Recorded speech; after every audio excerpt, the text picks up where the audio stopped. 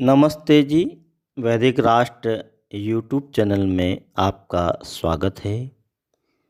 वैदिक साहित्य में, वैदिक संस्कृति में अनेकों ग्रंथ हमें मिलते हैं।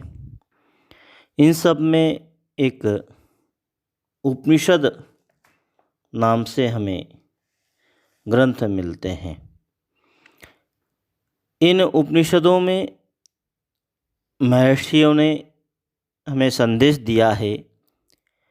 प्राचीन काल में न केवल पुरुष वर्ग अपितु माताएं भी आध्यात्मिक पथ की ओर अग्रसर थीं। इसका संकेत हमें बृहदारण्यक उपनिषद में हमें मिलता है, जहाँ एक चर्चा आती है। याज्ञवल्क ऋषि की दो पत्नियां थीं, मैत्री और कात्यायनी। उसने दोनों पत्नियों से कहा, मैं अब गृह त्याग कर विरक्त होना चाहता हूँ, इसलिए अपनी सारी संपदा तुम दोनों में बांटना चाहता हूँ। कात्यायनी सीधी सादी थी, कुछ न बोली, परंतु विचारशिला मैत्री बोली, यन्नु म इयं भगो सर्वा पृथ्वी वित्तेन पूर्णा स्यात् कथम तेन अमृता श्याम इति।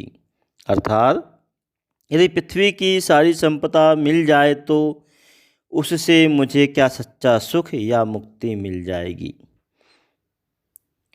निश्चित रूप से बहुत ही बड़ा महत्वपूर्ण प्रश्न है। हमारे जीवन में भी जिस धन संपदा के पीछे पूरा संसार भाग रहा है, क्या उससे सच्चा सुख या मुक्ति मिल सकती है? तो याज्ञवल्क का उत्तर आज भी उतना ही महत्वपूर्ण है, सटीक है।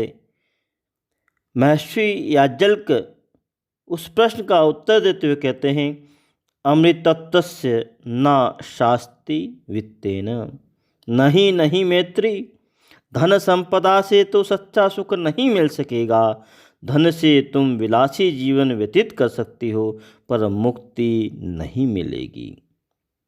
मैत्री ने कहा, फिर मैं ऐसी संपत्ति का क्या करूं जिस धन से सच्चा सुख नहीं मिल सकता? मुझे तो अमरता की राह दिखलाइए, अमरता का मार्ग दिखलाइए, जिससे मैं अमर हो जाऊं, मैं मुक्ति को प्राप्त करूं, मैं सच्चा सुख जो है जीवन का उसको प्राप्त करती रहूं।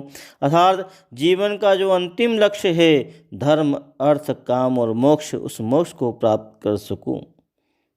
याज्ञवल्क ने मैत्री को सच्चा सुख पाने की राह दिखलाते हुए कहा, आत्मा वा अरे द्रष्टव्यः श्रोतव्यो मंतव्यो निधिध्यासितव्यो मैत्रेय आत्मनो वा अरे दर्शनेन मत्या विज्ञानेन इदं सर्वं विदितम्। पति हो, पत्नी हो, पुत्र हो, सभी अपने लिए ही प्यार करते हैं। कोई भी प्राणी मनुष्य धन संपत्ति या पदार्थ को तभी प्यार करता है जब उनसे उसका लगाव हो, उसके साथ आत्मा का संबंध हो। इसलिए इस आत्मा को ही देखना चाहिए। आगे कहा, स यथा शंखस्य ध्यायमानस्य न बाह्य शब्दान शक्युनाथ गृहणाय शंखस्य तो ग्रहणेन शंख ध्यमस्य वा शब्दो गृहीतः। महर्षि कहते हैं, बहुत सुंदर और बहुत बढ़िया बात है कि हम अपने जीवन के अंदर उस मूल को पकड़ लें, मूल को समझने में भूल न करें।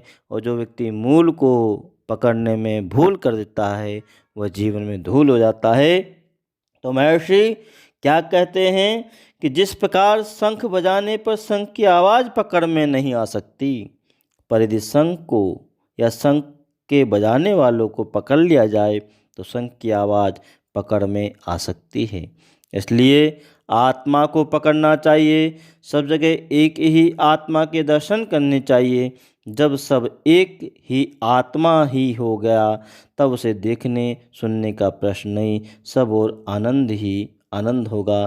सर्वत्र एक ही आत्मा के दर्शन करो, यत्र वा अस्य सर्व आत्मैव भूतकेन कम जिघृतकेन कम पश्येत।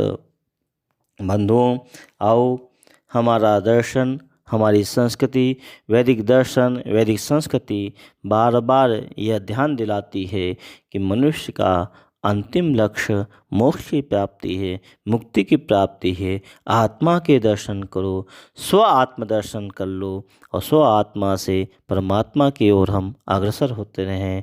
बंधुओं, आओ हम उपनिषदों के संदेश को समझें, उपनिषदों के बताए हुए मार्ग पर हम चलते रहें और यह समझते रहें, यह जानने का प्रयास करें कि किस प्रकार से आत्मा हमारी उन्नति को प्राप्त कर सकती है। आध्यात्मिक, सामाजिक, राष्ट्रीय वैदिक चिंतन को समझने के लिए, सुनने के लिए आप वैदिक राष्ट्र यूट्यूब चैनल सब्सक्राइब करें, शेयर करें, लाइक करें और आपके मन में कोई भी किसी प्रकार का भी शंका हो तो उसके समाधान के लिए, कोई प्रश्न हो उनके उत्तर को पाने के लिए आप अवश्य कमेंट में हमें बताएं। धन्यवाद।